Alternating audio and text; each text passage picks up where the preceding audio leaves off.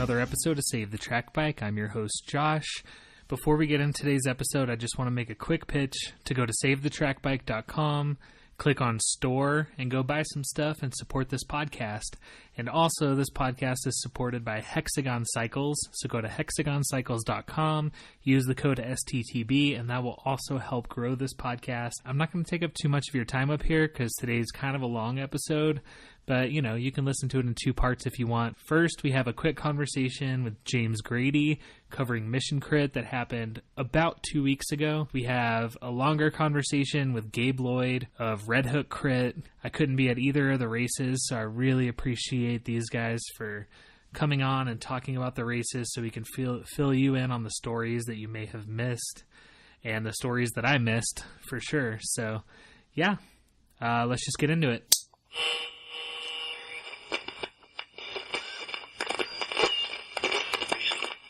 All right, I'm here with James Grady of Mission Crit. Mission Crit just happened this past weekend. By the time you hear this, it'll be 2 weekends ago.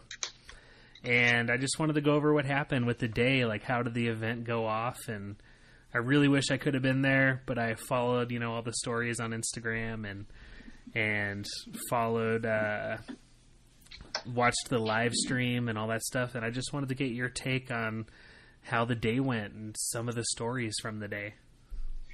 Yeah, well, thanks for not coming. We were waiting to start. We were waiting for you to show up to start the race. So we ended up starting quite a bit later than expected. Oh, man. Because you didn't text me until it was, you know, well after the time that we needed to start the cargo bike race. But other than that, I mean, so I've been telling people, so overall, the day went incredibly well. All the feedback that I've been getting has been really, really positive. And everybody seems to have had just a really great time.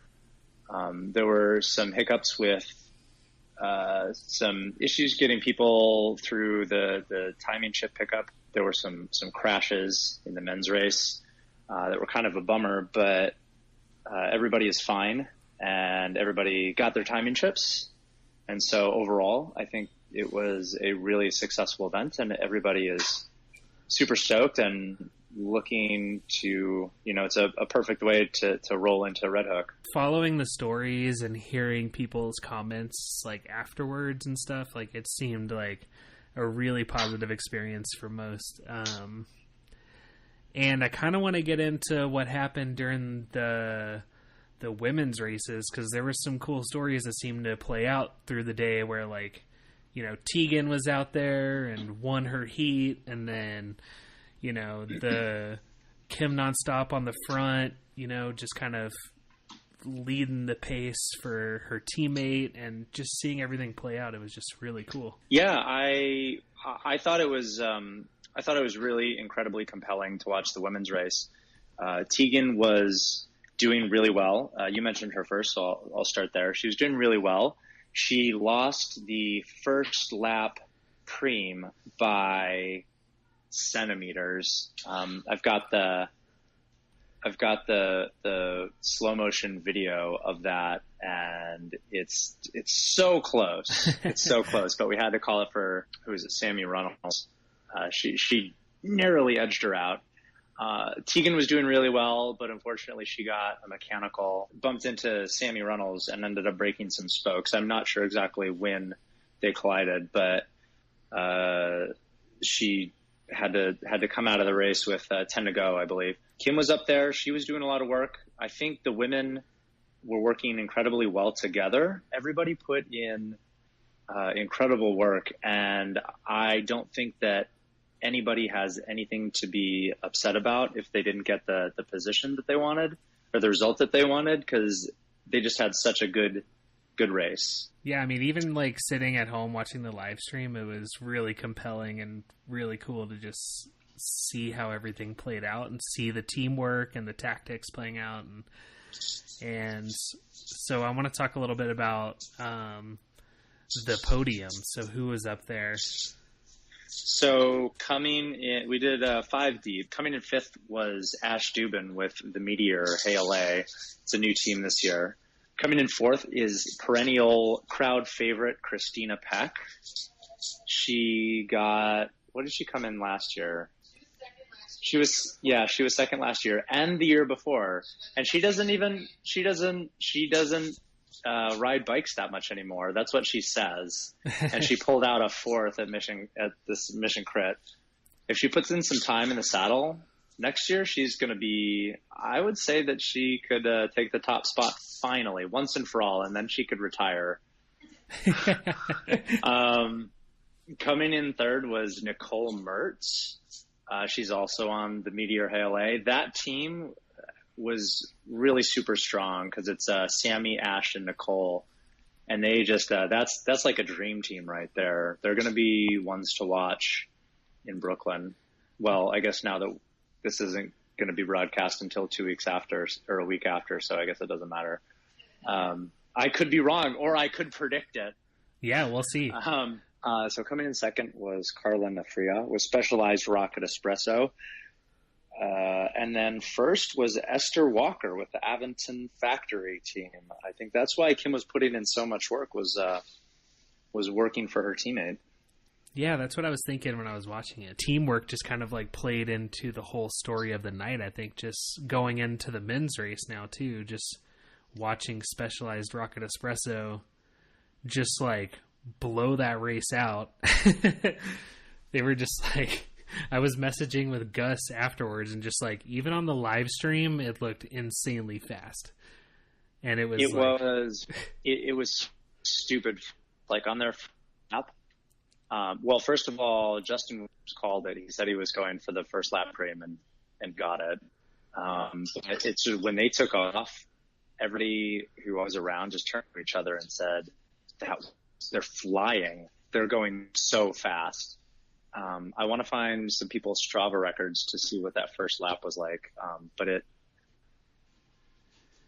I'm looking at the times and it was just insane. Yeah, it just seems so rare to usually see like such a, I mean, usually the first lap is explosive, but then seeing it like never let up. Yeah, they were driving the pace the entire time. Rocket Espresso has their stuff together. They were definitely working. I think the plan was to work for Stefan. He walked off with 17 laps remaining. And a couple laps later, David Santos put in a huge dig and was able to bridge. And then it was just the two of them working all night. And they were able to put some time in on the field and then maintain that gap for the entirety of the race. And they just, if you watch the live stream and then on the last lap, you can see them on the backside. Like they look back 4 or 5 times and there's just nobody there. And I don't think that they could believe it. Yeah. But the Rocket Espresso did an incredible job controlling the race. Alec was up there a bunch, and Gus was doing a really good job controlling the front as well. You mentioned the race was off to just a banging start. It was full gas from the get-go. The field broke apart pretty quickly, but that is kind of the nature of the course, because from the start line you go straight into a hairpin, and if you're not on the front, if you're like middle to back of the pack, it's unfortunate that there's probably not going to be any catching up. That'll be something that I can see if I can remedy in years coming, but there's very little I can do with the configuration because of the limitations of the streets.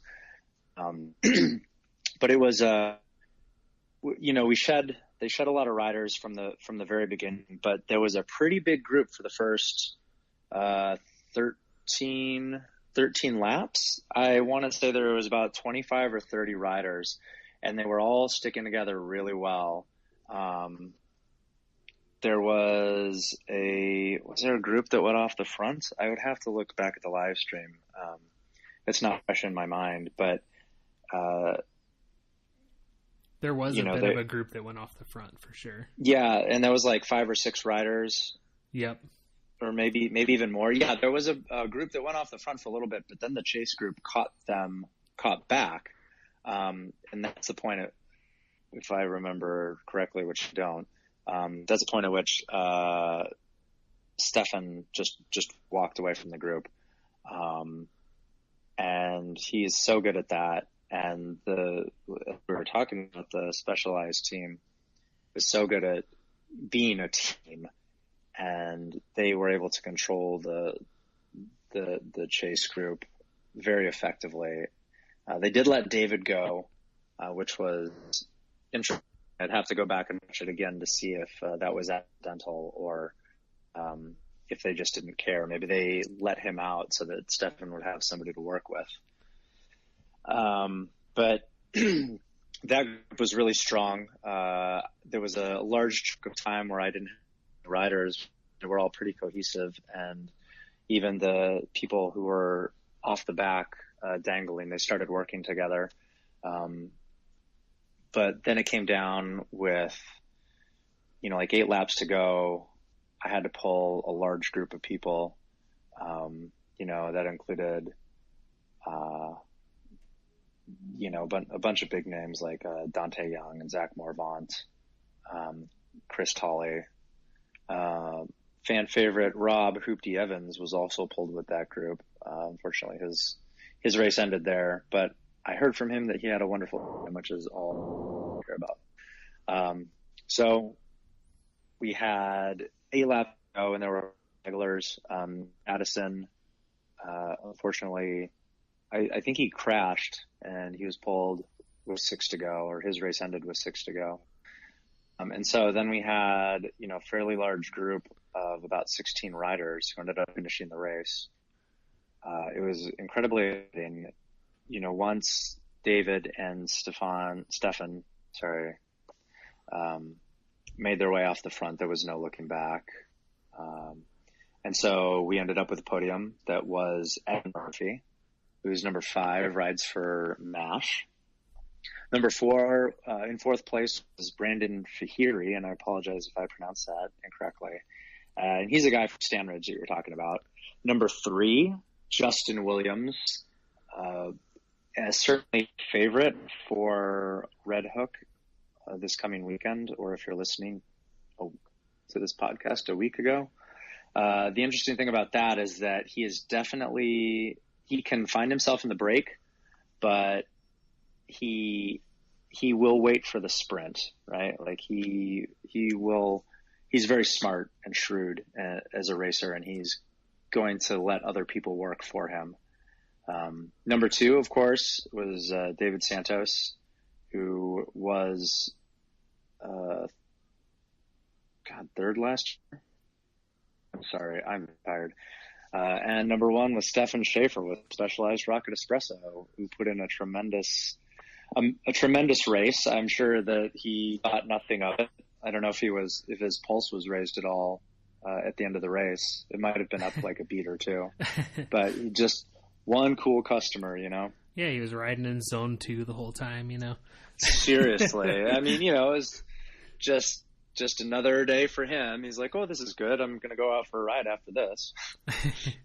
One of the things when you put on an event is like trying to take in the good moments. What was your favorite moment from the day?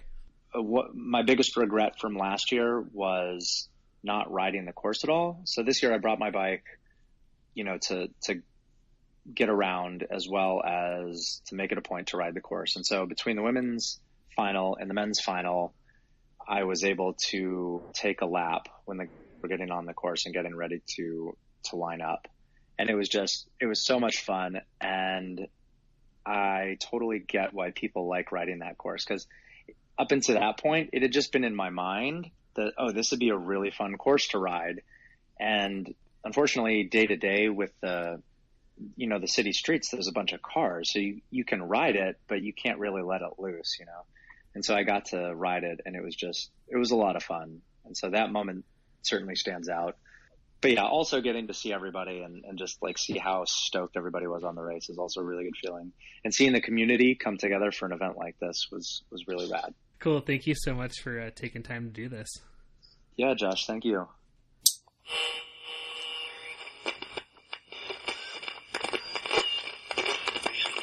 All right, you all know Gabe Lloyd from Red Hook Crit. He's here again, and we're gonna talk about this year's race, which just happened this last weekend. So, how was it? Yeah, hey Josh, it was really great this past weekend. Honestly, one of the best weekends of racing that we've had in Brooklyn for sure. Just because I think of the new course design was really interesting. So it made everybody have to learn everything all over again. And then we also had a whole lot of really new, talented athletes coming out, and they made the racing really, really exciting all day long. So yeah, it was a really tremendous experience for sure. Yeah. So what were some of the stories from the night? Sure. Well, I think the most interesting storylines really came out of the fact that how different the women's and men's races played out in the finals. Let's start with the women's race. Yeah, sure. I mean, the women's race, honestly, was one of the best we've seen from an aggressive standpoint. I think that the race last year in Milan was really interesting, and you know, the story I told last time I was on Save the Track Bike about Ash Dubin and Ainara El Busto going head to head in Barcelona number 5. That's a great story as well. But in this race at Brooklyn number 11 this year, it was full gas from the beginning in the feature. And it was so great to see that type of teamwork and individual aggression and responsiveness, and nobody willing to let up, and nobody really looking at somebody else to do the work. The women were really just crushing it. I mean, myself and I got to co-commentate with my friend Brad Soner, and Brad calls really big races in America. He does Tour of California, Tour of Utah. He'll be doing Tour of Colorado this year. He's done stuff for NBC. He's done World Championships. And Brad, with all that experience, he told me after the race, he was like, "Oh my God, dude, that was the coolest race I've ever seen." And I 100% agree, because right from the beginning, Ainara El Busto and Margot Vigie were so aggressive. They both ride for Santa Fixie BLB London, and the two of them in those yellow skin suits were just the two little bees off the front, if you will, just making life miserable for everybody else right from the beginning. And it was so cool to see Ainara have a teammate that really reflected the style of racing that Ainara has shown a preference for in the past. And Vigie last year was good, but never this good. I mean, Margot really stepped up her game this year, and maybe it helped by having some real direction from somebody like Ainara, just being like, clearly they had a team meeting that was just like, "You're going to go first, I'm going to counter, and we're just going to keep hitting this race until one of us gets away." Because, you know, we're looking at our race notes, and we're getting all the way down like 6, 7, 8 laps into the race, and they're continuing to throw multiple attacks off the front, which is just really phenomenal to see. And then later on in the race, Ainara got tangled up with Elena Valentini in turn number 8, which was a really interesting turn. It was shaped almost like a teardrop, and they sort of rode downhill into it, and then you sort of hit the teardrop turning right and start to come back uphill. And Ainara told me after the race that if you watch like Virginia Cancellieri's social media right now, she has a video on there, and I think Elena also posted it on her social media. You could see on the right side of the screen that El Busto is the one with the yellow top, and it looks like she's almost riding into the back wheel of the rider in front of her. And Ainara told me that she thought that the speed of the girl in front of her was slowing down a lot, and she was trying to get out of there. But she said that when she tried to turn left to get off of it, her front wheel hit the rear wheel of the rider in front of her, forcing her to lose control. And unfortunately, she went right into Valentini. And so basically your two very predominant race favorites fell out of it right away. So that sort of changed the team tactics a bit here, but it was awesome to see that then we had Avonton back to recycling team with Lisa Warner and Esther Walker riding in such phenomenal support for Eleonora Sariva. Sariva last year was our series champion, and she definitely has a wicked sprint on her. So to see Warner and Esther Walker go after the front of the race and sort of take control back was really interesting. And there's so many other like nuances and details in there that just to see that back and forth play out, I thought was really, really fantastic for sure. So what did the podium end up looking like? Yeah, so the women's podium ended up with a really interesting sort of sprint situation where, so everything that I just described is sort of like the first half of the race. And part of that was there was this moment where Margot Vigie was off the front, and she was away when Ainara crashed. So Vigie was away, but then she didn't have a teammate to help cover in the middle.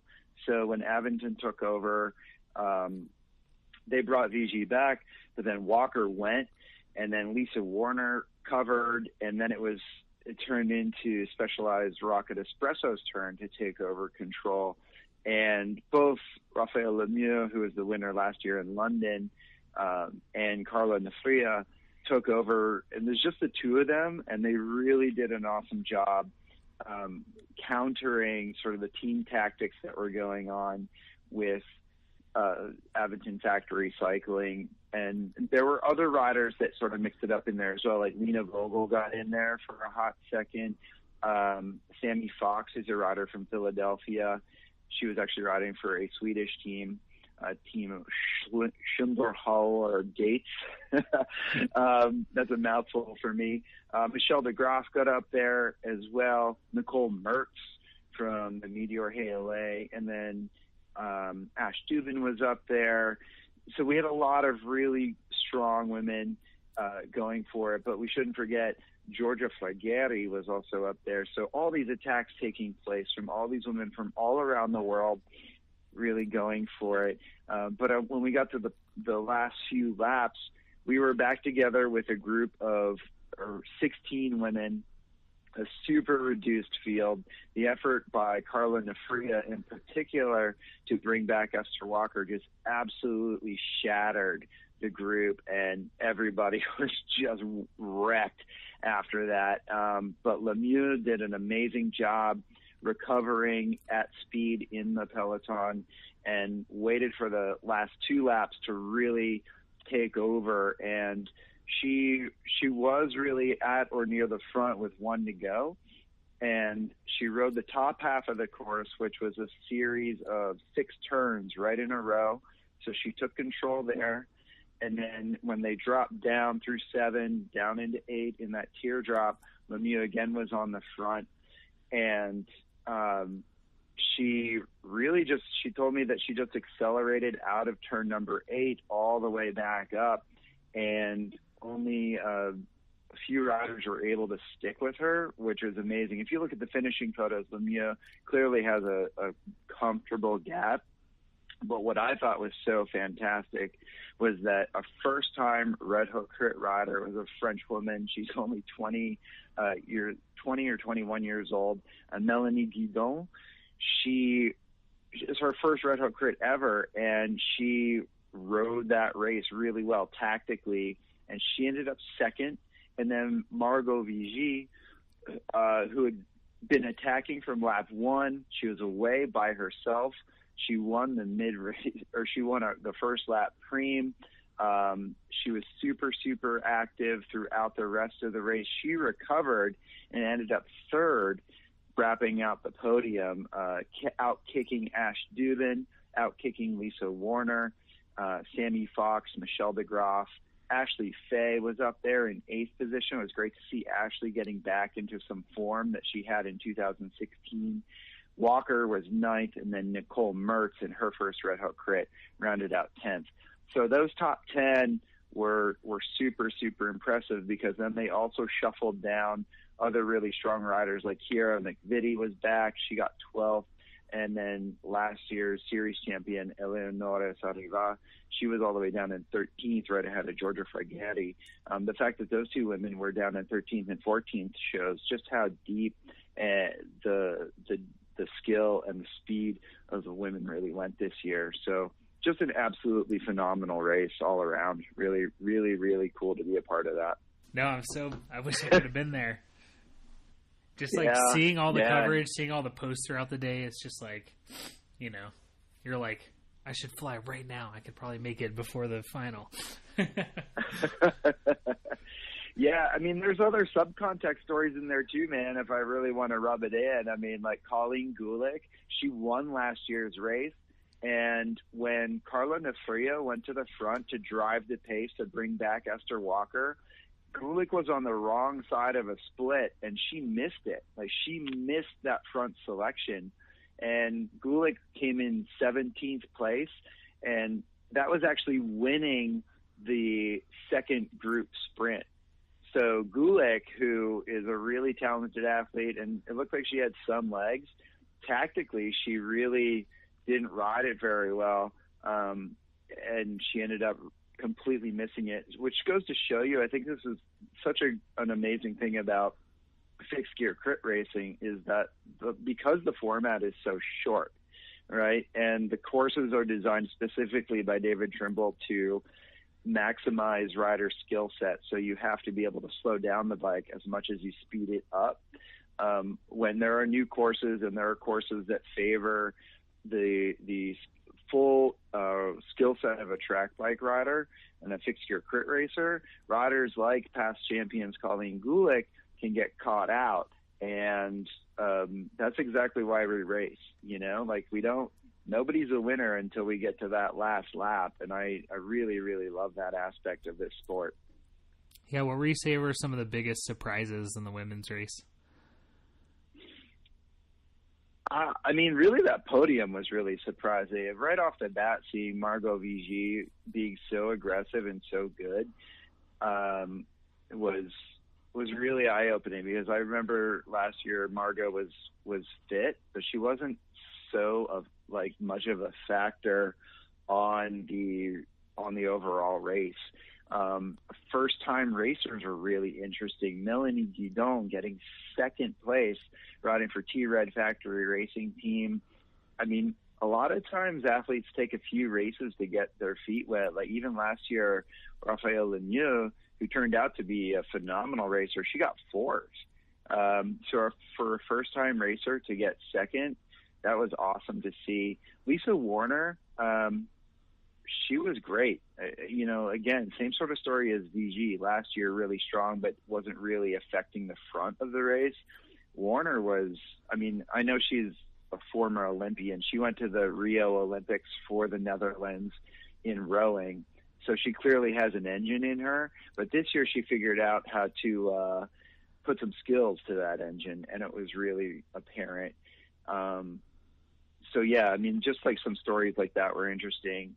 I'd like to add another story if we got time, if you don't mind. Georgia Fragatti, she got 14th, right behind Eleonora Sariva, but Fragatti has won some races in Italy. Fragatti this is the first time that she was really challenged, I think, in a fixed gear crit, and it really showed. Like she was very patient in the beginning of the race, and then sort of around the mid-race preem, she began to show herself, and she was much more aggressive. But then when she couldn't get away and sort of take control, you could tell that she was a little shocked by that in a way. And I say that only because she was the races that I've seen in Italy, she was just racing one or two other women at her level, but when she had literally 15 other women around her, pack positioning became so much more crucial for her to figure out. And not having that experience in the Red Hook Crit where you're forced to really know how to race at a high level. It was interesting to see a woman who has already found success in other races to struggle a little bit because she was out of her comfort zone. So I thought that was a really interesting display of the international depth and appeal of our race this year. So who are some of the riders that we should have seen up there at the top that you think just had a bad day? Yeah, that's an interesting question. Well, there are a few riders that just got caught out with bad luck in the feature race itself. So Ainara El Busto and Elena Valentini, I was really excited to see how those two women would affect the final sprint and be a challenge to a rider like Raphael Lemieux. Lemieux, such an amazing personality, but also such an amazing talent. Winning from this race, I do think that somebody like El Busto would have forced a different type of sprint. And I was also really interested to see how Valentini would sort of be another Italian voice in the peloton that maybe somebody like a Giorgia Fraghieri would have responded to, and known that she had an asset in. So there was that. I was watching on YouTube today, Juliette Elliott had really bad luck this year. She felt like she was crashed out of the qualifier, and in doing that, Juliette didn't have an opportunity to race in the feature. And the emotion that she displayed in her YouTube video, I thought was really honest and really reflective of what she thought she had potential to do. Yeah, I just watched that, and that part where she's like, I just really care about racing, I was just like, dang, she just really put herself out there. That was amazing. Yeah, absolutely. And I think that honesty is really important to remember, that passion really drives the top end of our peloton still. These women aren't here to quote unquote do a job. They're here because they want to be, and that doing well here means something to them. So, but it is sport, and sport it's a double-edged sword, for all the Lemieux or other champions that are in the race who have a great day. It's balanced, maybe karmically or whatever you want to think about it, by those who have bad luck. And unfortunately, Juliette is one of those who fell subject to that. Yeah, I think that's actually a good way to talk about the men's section too. Is like a lot of people were asking when I was watching on the live stream. Every other question was, "Where's Colin? Where's Colin? Where's Colin?" Right. Yeah. So sure, we could definitely pivot out to the men's race. What an interesting night with Colin Strickland breaking his chain off the line and losing that powerhouse off the bat. I think really just gave more power to Specialized Rocket Espresso for the rest of the night, because that race really turned into a very different story than the women's. So where the women's race that we've been talking about so far has been about these small groups, right? So the teams in the women's race are about 2 to 3, and that limited number of teammates forces each individual rider to really partake in the race. And it also means that individual women can really affect the race from the front. Whereas on these men's programs now, we're seeing these large teams of 5-6 riders start to employ road racing tactics in the criterium, and Specialized did just that. And to counter that, you need to have somebody like a Strickland teaming up with guys like Evan Murphy and Johannes Kielsberger and Timon Subert, Nico Knauf, Robin Gemperle, Adrian Merkt, Safa Wagner, like those riders, those individual dudes who are in the peloton, they need to become their own team in order to take on the blue train of Specialized Rocket Espresso. So yeah, very different racing from the men's side for sure. Yeah, so let's talk about that story, just how the team tactics for Specialized Rocket Espresso played out. And they ended up not coming away with the win after it seemed like they were setting up Justin Williams for that sprint. Yeah, I mean, really, we saw the first truly organized lead-out train in Red Hook Crit history. If you jump on the Red Hook Crit social media channels today, I believe, it was today, it was posted, that video that Tito cut together for us that shows those onboard camera angles. And what a great, I mean, Schaefer started it off, Briggs then took over, and Williams even had a hard time holding onto the wheel of Briggs out of turn number 8. So really good team tactics, really solid dedication for that. But the upset became Filippo 14, coming around him really in the final 25 meters. I mean, it was super, super late for that pass to occur. But 14, he's won UCI races in Europe, and he carries a lot of fitness in, and 14 treated this very professionally. He'd never panicked. He waited for everybody else to do the work, but he was a master of holding his pack positioning. All throughout the night, 14 was never further back than 10th, and if he did fall back that far, we never saw him really jump out of the peloton and try to get around. He would wait his time, he would find the turns and carry a little bit more speed through there and manage to get himself back up where he needed to be and wanted to be. Very professional tactics that show a lot of discipline, and in a way it's sort of an interesting sort of story to have a single rider like Filippo 14 of Team Bahuma Crit Life upsetting the dominant display, this wall of blue riders throughout the night coming in. So there was that sort of weird, that angle, that story that we found really interesting overall. Yeah, it was really cool to see the pictures coming out too of just that, like, of the finish line, how close it was. Yeah, I mean, you're done half a wheel right there. And Justin Williams is one of the best American sprinters to the line. So to out-sprint Williams, that 14 was super fit, super patient, and chose the right gear for the night.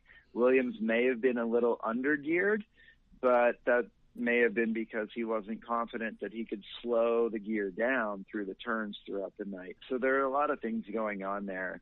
But that's, once again, a reason I love fixed gear crit racing.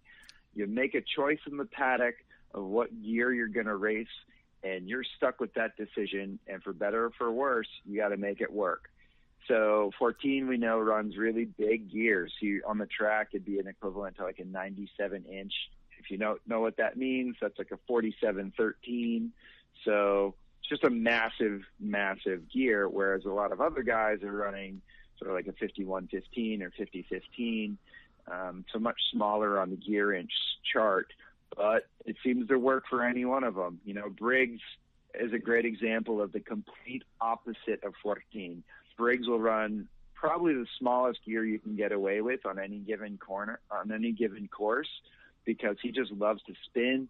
He's got great cadence, but he also thinks that it allows him to slow down better than riding these massive gears. So to see those two sort of mentalities being on the podium together, I think, again, represents where our sport is and represents the fact that there's no one right answer for being a fixed gear criterium specialist.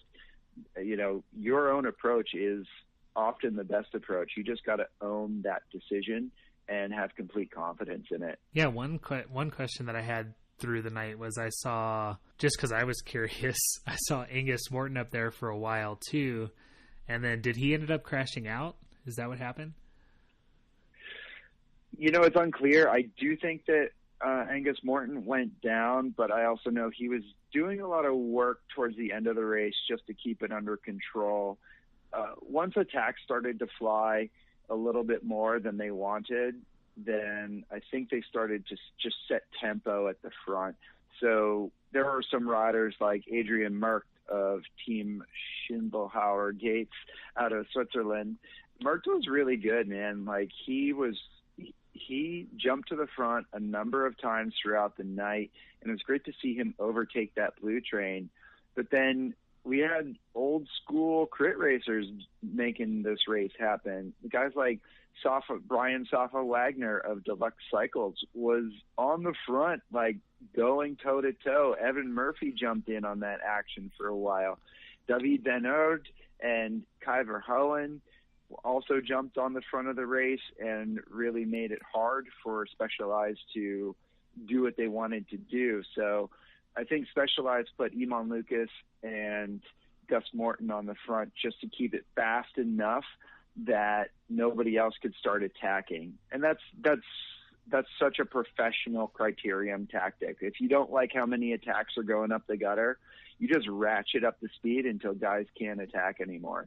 But you can only do that with a deep team, right? Yeah. So 5 guys come in the race, but you need to have at least 2 left for a lead out. And that's exactly what Specialized did. They burnt off Iman Lucas and Gus Morton. They saved Stefan Schaefer and Alec Briggs for the lead out. And that's how they were able to execute their plan. Whereas you have like Team Cinelli, I mean, Davide Vigano and Ivan Raffaoli were pretty isolated for a while. And then once it started to rain in their race, Raffaoli really doesn't like the rain, and fair enough, I understand that. But it left Davide Vigano really, really alone. So he couldn't do anything about it. David Van Oord and Kai Verhoeven did a great job sort of floating the top 10 as best they could, but they don't have enough guys in the race to, set somebody on tempo on the front to take complete control overall. That's just not a card they can play. So they have to sit in and wait and hope that they can out sprint somebody like a Justin Williams at the end. Yeah, I'm looking here at the results, and I do love seeing like Evan Murphy up there, like seeing MASH up there still, that's good. That warms my heart. Yeah, absolutely. I mean, the fact that Evan is still so competitive and takes this race so seriously is something I really love. I had the opportunity to do an interview with Evan before the race this year, and his passion for the sport is still there. And Evan is definitely a take no shit kind of guy. He does not care who you are. And I think it was awesome that he had a few allies in the race that maybe weren't MASH SF, but like I said before, Safa was in there, Cooper Ray was in there, Johannes Kilsberger was in there. I mean, Jojo was actually on the front of our feature race for a while, and that's super rad, man. Like when you've got guys like that, William Lewis being in there, actually hitting the front every once in a while, that's awesome. Like those guys are not pro bike racers through and through, but they're in there. They're hitting it hard. They're doing what they can to make the race happen. I just think Specialized had such strength in numbers and such an experienced squad that it just neutralized everything else that happened, and it didn't look like such a dynamic race as the women's event. Yeah, absolutely. I mean, you could definitely tell there was like that. I think they even posted about it, like the wall of blue. Yeah, that was something that Brad and I were talking about, and it was something that Brad is super familiar seeing in his line of work, calling the professional road races and criteriums around our country, that seeing that sort of start to be employed, I think that's sort of this weird evolution of our sport. And I'm sort of jury's still out on whether or not I think that's good or bad. I love seeing professional athletes coming in and being interested in fixed gear criteriums. I'm a little more mixed on whether or not I want to see full on lead out trains, but I mean, I'm willing to have that conversation. So I'll leave it at that. Yeah, I think it's interesting. I'm with you where I'm reading a book right now just about like the monuments, the classics, in road cycling, Mm-hmm. and just hearing about how dynamic and like you have no idea what's going to happen as they were compared to like the tactics and stuff that are employed now. It's like such a drastically different sport, but it's still exciting to watch to me, but it is different. and I think it makes the sport more nuanced, and so that makes it harder for spectators to appreciate. And I think what was cool about the women's race this year is that the attacks were obvious, and the shuffling of the deck. That means that the number of different people at the front of the race was obvious, whereas in the men's race, it was a number of different guys trying something, but then the blue train of Specialized Rocket Espresso would just swamp it, take it over, neutralize it, and then guys would try to go again. That doesn't look as interesting, even if the nuances and tactics within the race are still very complicated. And from a pure sort of cycling nerd perspective, there's plenty going on there, man. But as a casual spectator and as somebody, like, it's just harder to read and understand. Yeah, I completely understand that point of view. And I am with you. I think that the jury is still out, but right now I think it's still incredibly exciting to watch. That's good, man. That's important to know that you're excited about it. I mean, that's the whole goal here, right? To do something, to put on a show in a way that is 100% for the athletes, as far as course design and making them think and allowing team tactics to occur. And every athlete should come out of the race being like, man, that was hard and I am drained. But on the other side of the fence, the spectators should be like, that was super cool, I want to see it again. Those two things happening simultaneously are super hard to create. And that's a cool thing about a Red Hook Crit event and even a Mission Crit event, right? Where there are spectators and athletes who both want it to continue.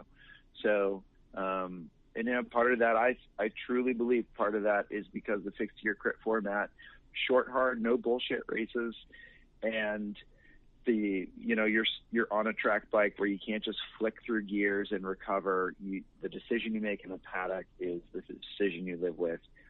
That is such a cool dynamic here. Agreed. So let's talk a little bit about what you thought some of the biggest surprises were in the men's field. And again, like the same question as with the women, like some of the people that maybe had a bad day that you were expecting to see up there. Yeah, honestly, it's a little harder to say in the men's field, really, because there's so many men that some guys who have a bad day maybe are filled in, and I think also the difference in fitness between a lot of these guys is really subtle. So if anything, the surprises, just sort of that Colin Strickland component where a mechanical took him out on the first lap. So that's a huge deal, that changing that race dynamic, which we talked about earlier. We were all so interested to see how he was going to come back and overtake it, Yep. So that was such a bummer that it was like a broken chain, but that's bike racing. Yeah, absolutely. I mean, there were some guys that got taken out in qualifying. So Martino Poccianti was trying to talk to me a little bit right at the end of the women's race about how he had got involved in a crash in his qualifier heat, and similar to Juliet Elliott, his equipment was damaged, so he didn't feel like it was safe for him to attempt the Another Chance race and then get into the feature event. So that happened. Newcomer Michael Sheehan, who was Colin Strickland's teammate, Sheehan looked actually really good in the qualifying heat, and then he was somehow involved in a really weird sort of slow motion crash in turn 9 right before the finish line. And not exactly sure what happened there, but either way, he did not want to participate in the Another Chance race. So we lost a guy with a lot of professional experience right away. The great story that we saw, Johannes Kilsberger and Safa and Evan Murphy and then some other guys up there really trying to take it to the Specialized team. Gabe, thanks so much for coming on. Well, we'll talk to you after the Josh, next Red Hook. Yeah, Josh, thanks so much for having me, man. I really appreciate it, and I really appreciate what you're doing for the sport as well. So keep rocking on, man.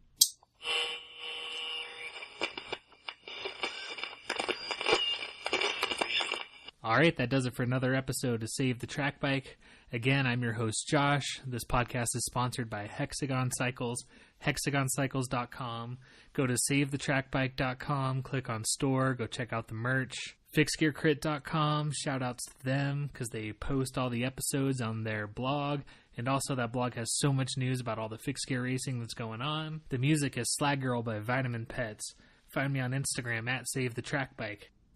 Also, shout-outs to Tegan Cochran, who had a pretty gnarly crash at Red Hook. She seems to be in pretty good spirits, but I just wanted to say heal up, feel better, and also shout-outs to Evelyn Sifton, who got top 10 at Mission Crit, and unfortunately got crashed out at Red Hook, but yeah, she's killing it. I have episodes with both of them that you can go find on iTunes or Google Play or YouTube. We'll see you next time.